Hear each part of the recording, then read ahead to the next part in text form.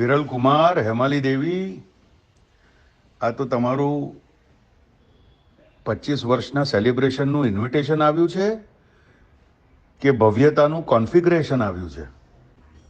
ભવ્ય સુંદર સાંજ, એમાં પાછું આ તમારા બંનેના લવલી 25 years ઓફ ટુગેધરનેસ, એની ભવ્ય ઉજવણી, અને એનું આટલું વિનમ્ર અને ભવ્ય ઇન્વિટેશન, અને એની આવી ભવ્ય ગિફ્ટ.